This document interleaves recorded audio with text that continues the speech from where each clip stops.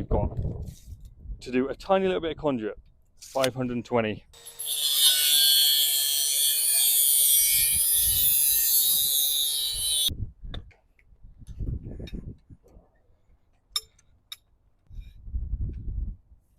These are really cool. I've had these for a few years. This is good on plaster, but it also works on galv conduit as well. Milwaukee reaming pen. I've had this man and boy, this threader, 18 years now. Still going strong. 1, 2, 3. I was always taught to do 3 half turns and then wind back to remove the swarf. And if I remember rightly, it's something like 18 half turns for half a coupler. Well, in fact, I'm pretty much there now. So I'm here today to install a defib machine for one of my regular clients, one of my commercial clients. They've bought the machine, and due to our relationship, and I get so much work from them, I said I'd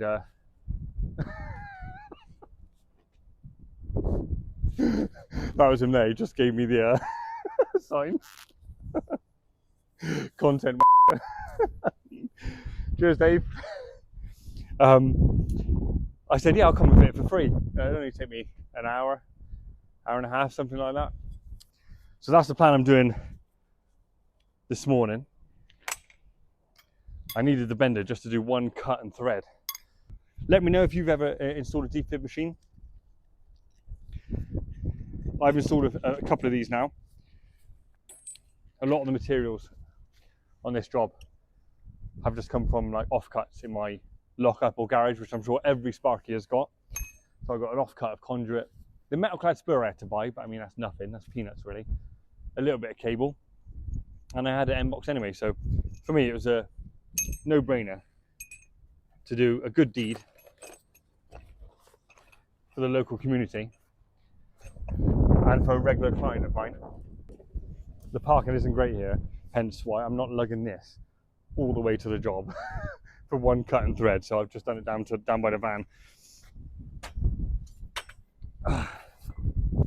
Let me know what you've done. Let me know what you've charged if you've done defib machines.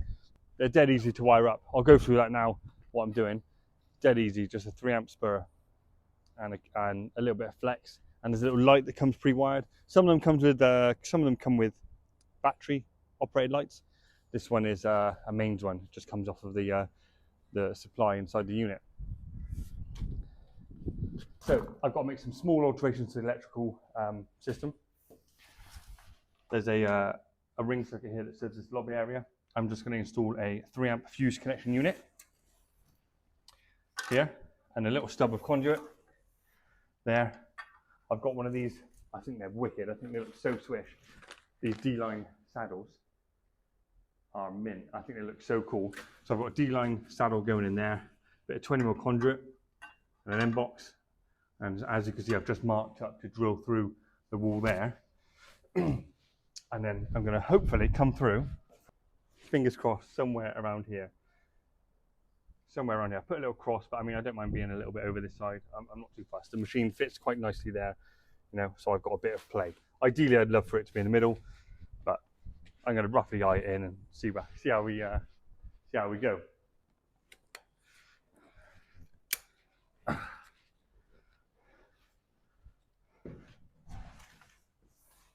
It's paying it forward. Good to be nice to be nice.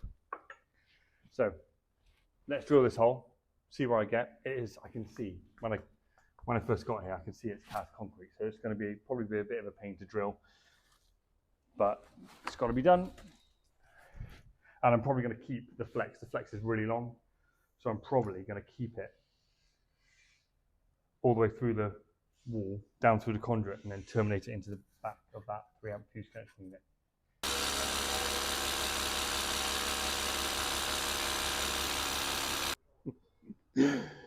Right, I've drilled the holes, I've drilled through. It took me longer than I thought it was going to take, because there's rebar in the wall. And I've drilled the holes for the rule bolts. But a little tip that someone taught me many years ago, about rule bolts. Rather than putting the anchor in the wall and then trying to line up and hold your load and trying to get it in and to screw it in, what I do, if you come on down, have a look. I assemble the bolt. If you want to look around the back here. I assemble the bolt like this, right? Wind it on, and then all you have to do is, all right, maybe it's a little bit fiddly, but it's not as fiddly when you're trying to carry the load yourself. At least you can, once you push them into the hole, get your bit, and you wind them in, and they'll just expand. I find that easier to manage. Sounds rude, doesn't it? To manage your load, wind the anchors on, the rule bolts through, pass it through the load, and then wiggle it on, and then screw it, rather than trying to smash all the anchors in, and then trying to wind the bolts, trying to measure, hold up and line up your 4 holes. You just need to, that's easier to get in the hole, that larger anchor, than it is to get the small M6 rule bolt. So there you go. Bristol Sparky's top tip.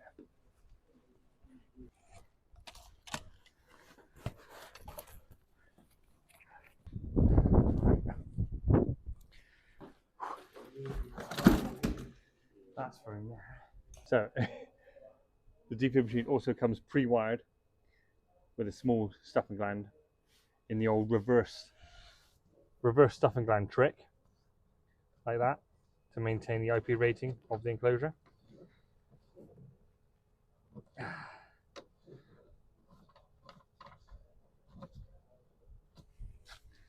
I just removed it so I could mark my hole for drilling. Maybe we'll leave a little loop, maybe not too much.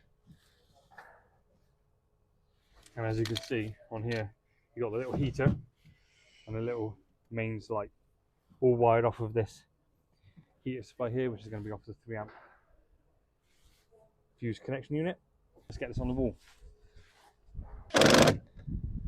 Right, I'll just tighten up these bolts. I'll put a little bit of silicone on the fixing holes and the cable entry holes. There's my reverse stuffing gland.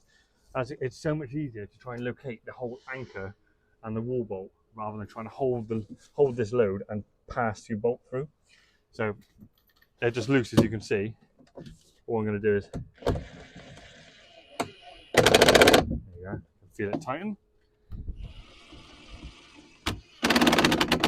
Feel that expand in the hole. That is perfect. That's just such a better way of doing rule bolts. So if you don't already do it like that, start. It's so much easier. It makes your life so much easier. And that just goes in on there, and we'll connect up the inside. Basically, when somebody is bravely basically one day with the application you would put £100 in, they would go to his.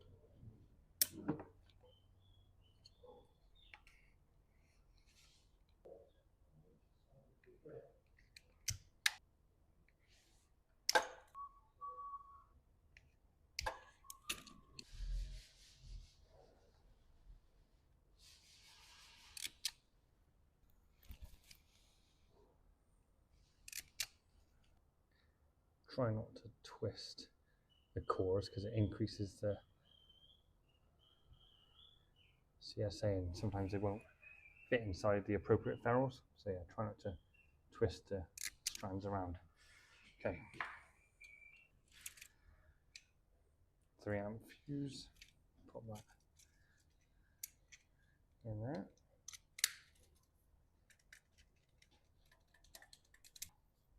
An unfused connection off of the ring to feed this fuse connection unit.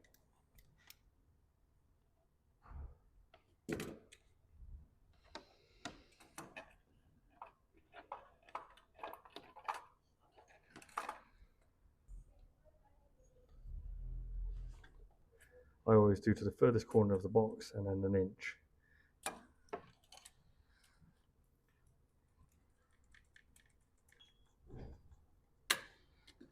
Know the leads.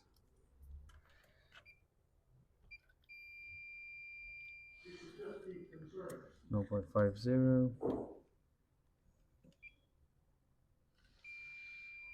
0.50. I don't know if you can see that there. And I believe it's going to be lower than the CPC is going to be lower. Although it's in twin earth, I believe it's all galv, trunking and conduit, which brings it right down. 0.17. That is quite common when you've got installations where where there's lots of earth to metallic conduit and trunking. It just brings the reading right down. But you can inspect the length of the conduit and trunking to inspect its integrity. But I'm happy with that.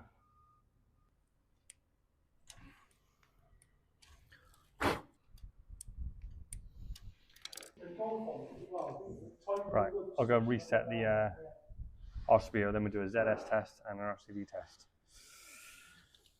I'll need the probes for that.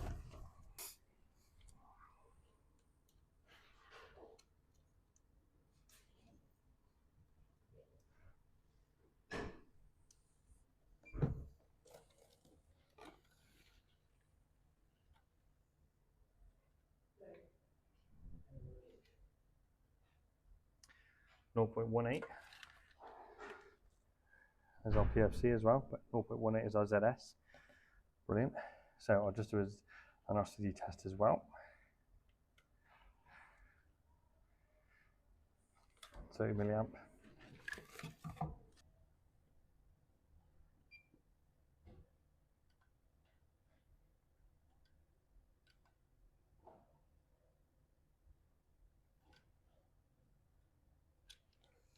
.6. I'll do it on the 180-degree cycle as well.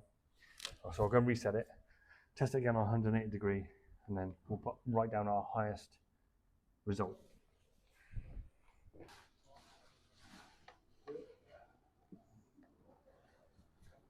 I like using black on clear. Yeah, black on clear looks so much nicer on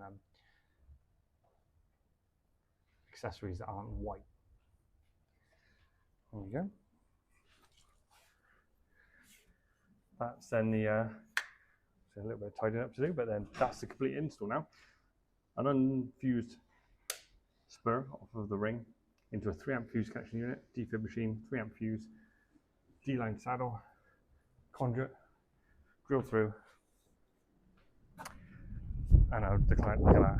Client got to put the machine in, take note of the code, and I think they've got to register with what 3 words and register with the Great Western Ambulance Air Service, the location.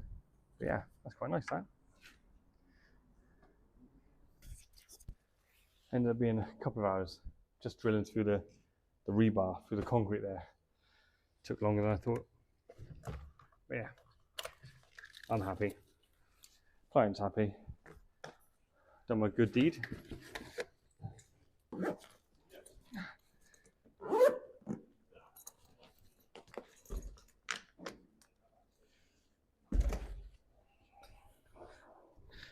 Oh.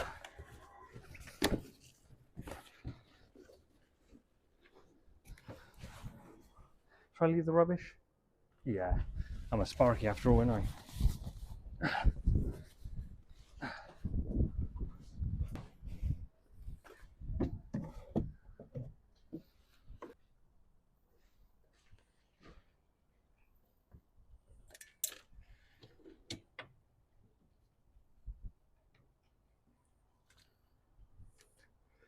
I'm not part of the CT1 brigade, so I've just used regular adhesive.